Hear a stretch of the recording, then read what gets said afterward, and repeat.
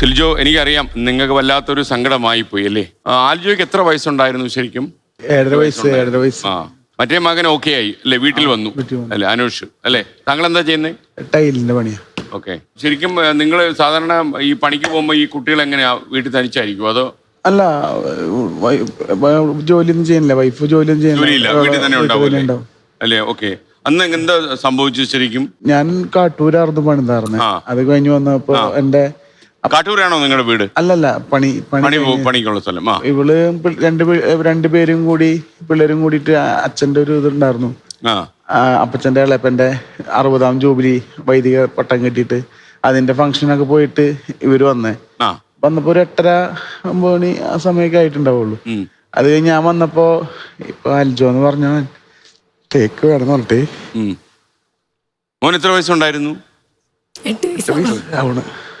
Shake വേണമെന്ന് പറഞ്ഞപ്പോ മേടിച്ചോണ്ട് അവക്കാടൊക്കെ ഉണ്ടായിരുന്നു. റോഡ് സൈഡിലാണോ നിങ്ങളുടെ വീട്? അല്ല, കുറച്ച് ഉള്ളിലിരിക്കാണ്. എക്സാക്ട് സ്ഥലത്ത് പേര് എവിടെയാ? കടമ്പോട് പുളിന്തറ എന്ന് പറയും. പുളിന്തറ വനത്തിന് അടുത്ത പ്രദേശം. ഏകദേശം അവിടെ എപ്പോഴെങ്കിലും ഇങ്ങനെയുള്ള ഇഴജന്തുക്കളെ നമ്മൾ നേരത്തെ കണ്ടിട്ടുണ്ടോ? പുറത്തൊക്കെ വല്യപ്പോഴൊക്കെ കാണാം. അതൊന്നും ആരും അത്ര ഗൗരവമായിട്ട് എടുക്കാറില്ല അവിടെ അല്ലേ? അങ്ങനെ ചേര അങ്ങനത്തെ ഉള്ള പാമ്പുകളൊക്കെ കണ്ടിട്ടുള്ളൂ. പിന്നെ ഇടയ്ക്കൊക്കെ ഇങ്ങനെ വെള്ളിക്കട പറമ്പിലൊക്കെ കാണണമെന്നല്ലാണ്ട്. പിന്നെ ഞങ്ങളുടെ പഴയ വീട്ടിലൊക്കെ ആണെങ്കിൽ ഇടയ്ക്ക് വരാറുണ്ട്. അവിടെ ഈ പഴയ കല്ലുകൊണ്ട് കെട്ടി വീടാ. അപ്പൊ അതിലൊക്കെ ഇടയ്ക്ക് ഈ പാമ്പിന്റെ കുറേയും കാര്യങ്ങളൊക്കെ കാണാറുണ്ട്. അപ്പൊ ഈ മോനെ കടിച്ച ഈ ശംഖുവരയൻ ഉണ്ടല്ലോ, ഈ വെള്ളിക്കെട്ടൻ എന്നൊക്കെ പറയുന്ന പാമ്പ്, അതവിടെ സാധാരണ ഉള്ള പാമ്പാണോ? പഴയ വീട്ടിലൊക്കെ വെച്ച് കണ്ടിട്ടുണ്ട്. ഇപ്പോഴത്തെ പുതിയ വീട്ടിലേക്ക് കണ്ടിട്ടൊന്നുമില്ല. ഓക്കെ. അവന് കേക്ക് വാങ്ങി കൊടുത്തു. വന്നിട്ട് കേക്കല്ല, ഷേക്ക് ഉണ്ടാക്കി കൊടുക്കാൻ. അപ്പൊ അതൊക്കെ ഉണ്ടാക്കി കൊടുത്ത് ഒരു 11 മണിയൊക്കെയാണ് രാത്രി 11 മണി? അല്ല, രാത്രി ഒരു 10 മണി, 9:30-10 മണി സമയത്തൊക്കെ അത് കഴിച്ച്. പിന്നെ എൻ്റെ കൂടെ ഹാളിലാണ് ഞങ്ങൾ കിടന്നായിരുന്നത്. ചൂട് കാരണം ഹാളിലാണ് കിടന്നായിരുന്നേ. അപ്പം എൻ്റെ കൂടെ നിന്ന് മൊബൈലിലൊക്കെ ഇങ്ങനെ ഫേസ്ബുക്കൊക്കെ കണ്ട് രണ്ടുപേരും കിടന്ന്. അത് കഴിഞ്ഞ് ഞങ്ങളെല്ലാവരും ഹാളിൽ തന്നെ കിടന്ന ചൂട് കാരണം. അപ്പോൾ ഇവിടെ വയറുവേദന എടുക്കണമെന്ന് പറഞ്ഞപ്പോഴാണ് ഇവിടെ കിടക്കുമ്പോൾ കൊണ്ടുപോയി കിടത്താമെന്നും പറഞ്ഞിട്ട് റൂമിലേക്ക് കൊണ്ടുപോകണം. അവിടെ കൊണ്ടുപോയി റൂമിൽ ഫാനിട്ട് കിടത്തുന്നത്. അപ്പോൾ ഞങ്ങൾ ആ ഷേക്ക് കുടിച്ചതിൻ്റെ അവർക്ക് ഇങ്ങനെ ചില കാര്യങ്ങൾ ഇങ്ങനെ ഭക്ഷണങ്ങൾ കഴിക്കുമ്പോൾ വയറുവേദന അതൊക്കെ വരാറുണ്ട്. അപ്പോൾ ജീരകവെള്ളം ഉണ്ടാക്കി കൊടുത്തു. അത് കഴിഞ്ഞ് ഒരു വെളുപ്പങ്ങാല ഇപ്പോൾ അനൂഷ് ഇപ്പോൾ വന്ന ആള് ശ്വാസം ഇങ്ങനെ എടുക്കാൻ ബുദ്ധിമുട്ട് പോലെ. അപ്പോൾ അവനും മറ്റവനും വിളിച്ചപ്പോൾ അവൻ അനക്കല്ലേ വീട്ടിൽ. എന്നിട്ട് രണ്ടുപേരെയും ഞങ്ങൾ ബൈക്കുമ്മ കയറ്റി. മൂത്തവൻ വണ്ടിയുടെ ഫ്രണ്ടിൽ താങ്ങുമ്മ പിടിച്ചിരുത്തി കൊണ്ടുപോയി. ബാക്കിൽ ഇവള് അവനെ പിടിച്ച്. എൻ്റെ വീടിൻ്റെ അടുത്ത് തന്നെ ഒരു ആളാണ് സലീഷേട്ടൻ എന്ന് പറഞ്ഞിട്ട്, ഡ്രൈവർ ആംബുലൻസിൻ്റെ. അപ്പം എന്നെ ആളെ വിളിച്ചു. വണ്ടി കിടന്നിരുന്ന കോടാലിയാണ്. അപ്പോഴത്തേനും ഞങ്ങൾ കോടാലി വരെ ആള് വേഗം പോയി. അവിടെ നിന്ന് വണ്ടി എടുത്ത് എല്ലാം റെഡിയാക്കി നിർത്തി. ഞങ്ങൾ അപ്പോഴത്തേനും കോടാലിലെത്തി. അവിടുന്ന് അവൻ ആംബുലൻസിൽ കയറ്റി. ഇളയവന് അനക്കുണ്ടായിരുന്നില്ല. അങ്ങനെ കുട്ടോന്ന് വിളിക്കും. പിന്നെ മാറ്റുവന് മോനെന്ന് വിളിക്കുമ്പോൾ ഇങ്ങനെ കൈ കൊണ്ട് എന്ത് ചെയ്തെന്ന് വെച്ചു. അങ്ങനെ നേരെ ചാലക്കുടിക്കാണ് കൊണ്ടുപോയത്, സജ്ജ ഓഫീസിലേക്ക്. അപ്പം ഞങ്ങൾക്ക് അത് അറിയണില്ല ഇതിനെ പോലെ പറ്റിയതാണോ. പക്ഷെ അവിടുത്തെ ഒരു ഡോക്ടർ ഇങ്ങനെ പറഞ്ഞു, നിങ്ങൾ വീട്ടിൽ ചെല്ലുമ്പോൾ ജന്തുക്കൾ എന്തെങ്കിലും ഉണ്ടോയെന്ന് നോക്കിക്കോളൂ, കാരണം ഫുഡ് പോയ്സൺ ആണെങ്കിൽ ഇങ്ങനെയല്ല അതിൻ്റെ ഇതെന്ന് പറഞ്ഞു.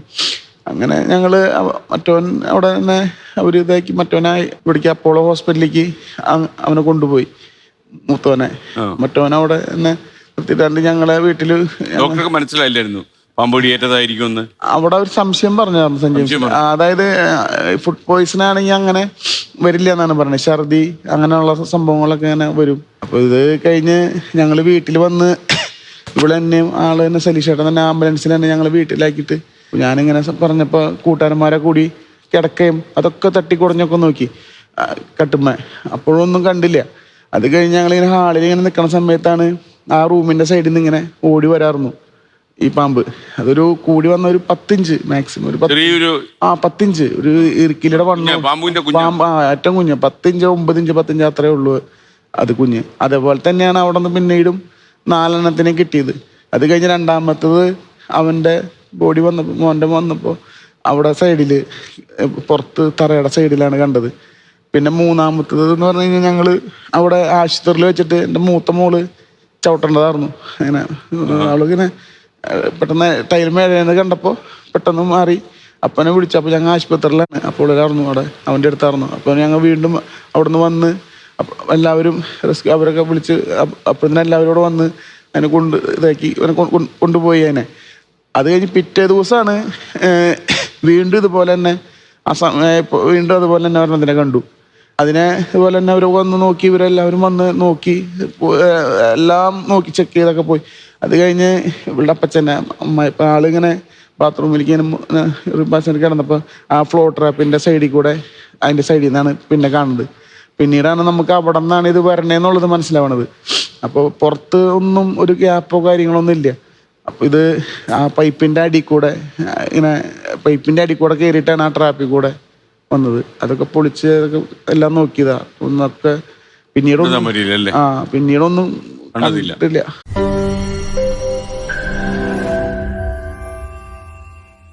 ലോകത്തെവിടെയായാലും ഏത് സമയത്തും 24 വാർത്തകളും ഓഗ്മെന്റഡ് റിയാലിറ്റി പാക്കേജുകളും എക്സ്പ്ലെയിനറുകളും വിശദമായി കാണാൻ ഞങ്ങളുടെ യൂട്യൂബ് ചാനൽ നിങ്ങൾക്ക് സബ്സ്ക്രൈബ് ചെയ്യാം.